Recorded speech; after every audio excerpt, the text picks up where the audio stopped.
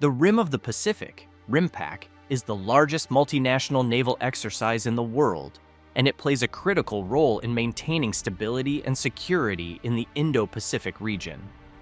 Led by the United States Navy, RIMPAC brings together naval forces from across the globe every 2 years to conduct joint exercises aimed at promoting cooperation, enhancing maritime capabilities, and deterring potential threats. China's involvement in RIMPAC has been a topic of significant interest and controversy, particularly in the context of its growing rivalry with the United States.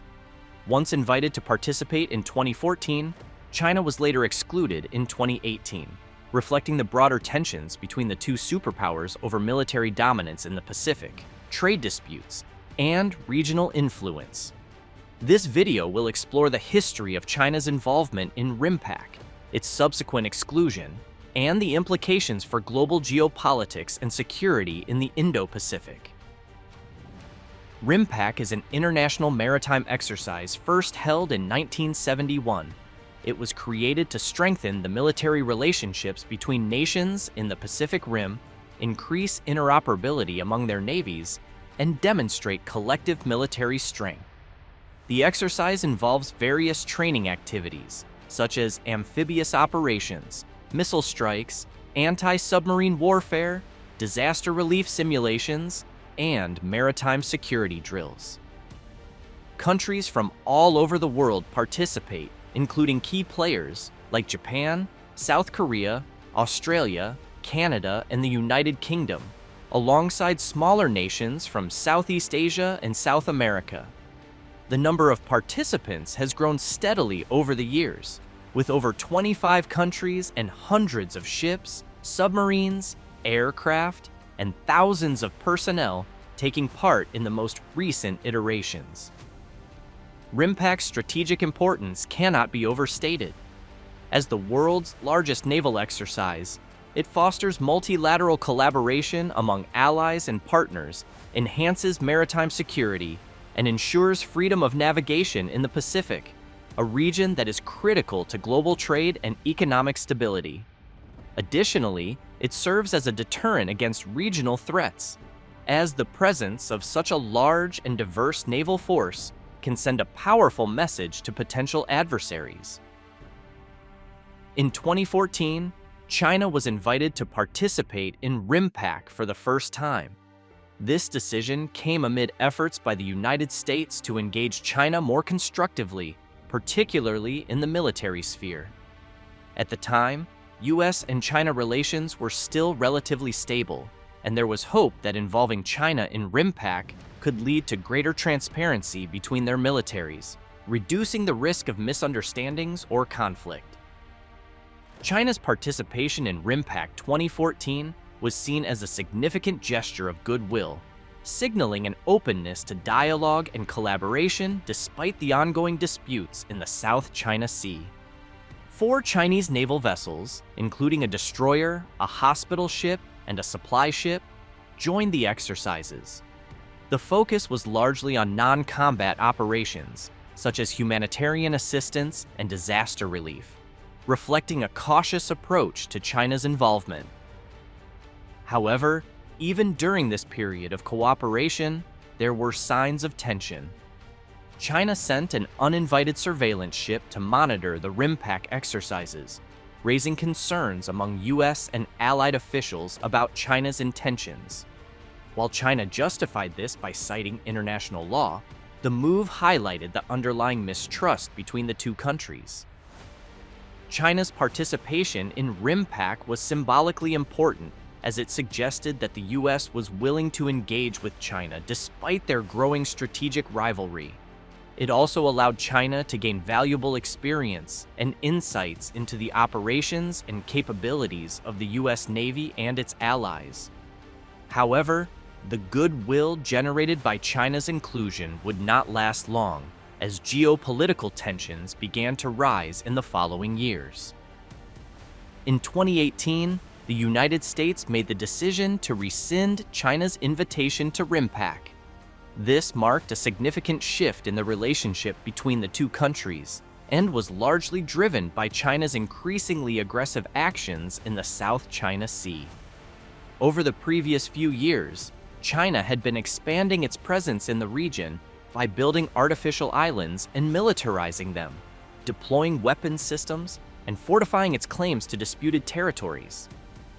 The South China Sea is one of the world's most important waterways, with trillions of dollars in global trade passing through it annually.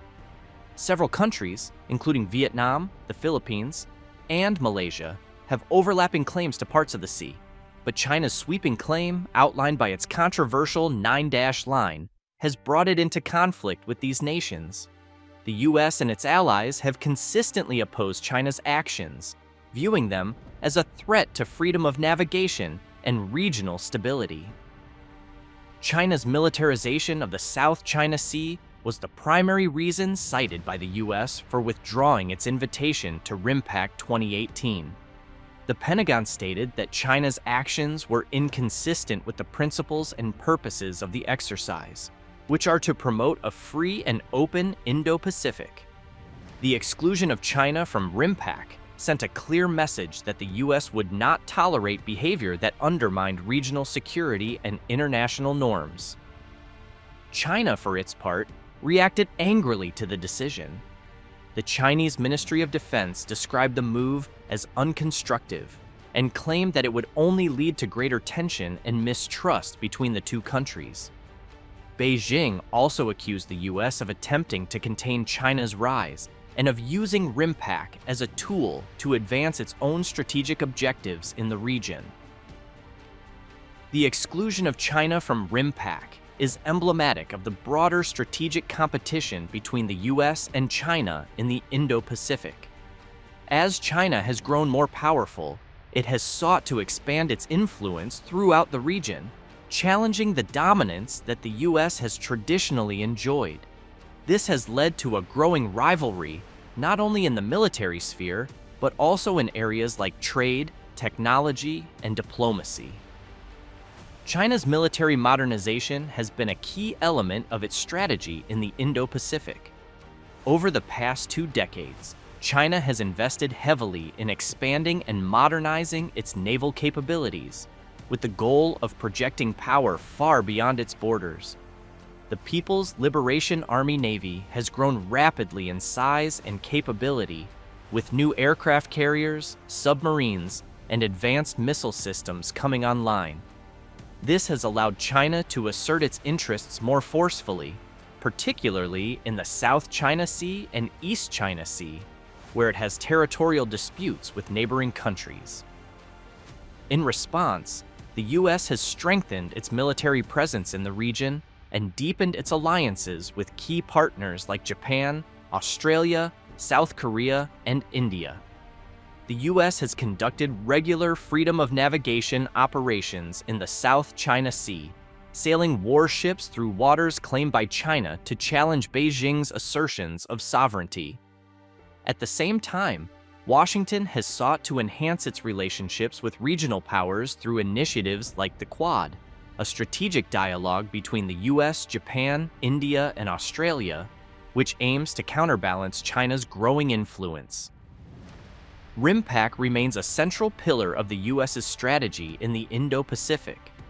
By bringing together a coalition of like-minded countries, RIMPAC demonstrates the strength of the alliances that the U.S. has built in the region. The exclusion of China from RIMPAC is a clear signal that the U.S. and its partners are prepared to confront China's assertiveness and defend the rules-based international order that has governed the region for decades. Looking to the future, it is unclear whether China will ever be invited to participate in RIMPAC again. The rivalry between the U.S. and China shows no signs of abating, and both countries continue to compete for influence in the Indo-Pacific. While some analysts argue that including China in multilateral exercises like RIMPAC could help reduce tensions, others believe that China's exclusion is necessary to send a message that aggressive behavior will not be rewarded. At the same time, the Indo-Pacific is becoming an increasingly complex and contested region. With both the U.S. and China vying for influence, smaller countries in the region are being forced to navigate a delicate balancing act, seeking to maintain positive relations with both powers while avoiding being drawn into their rivalry. The future of U.S.-China relations will likely have significant implications for the security and stability of the Indo-Pacific. As the two powers continue to compete for dominance, exercises like RIMPAC will remain important tools for the U.S. and its allies to demonstrate their commitment to a free and open Pacific. In summary, the evolution of China's participation in and exclusion from RIMPAC reflects the broader shifts in the global balance of power.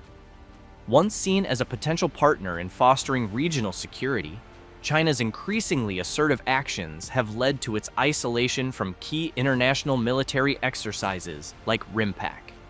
Meanwhile, the U.S. and its allies continue to use RIMPAC to strengthen their partnerships and demonstrate their resolve in the face of China's rise. As the Indo-Pacific remains a crucial region for global stability, the dynamics between China, the U.S., and other regional players will continue to shape the future of international security. Whether through cooperation or competition, the role of RIMPAC will be central to these developments.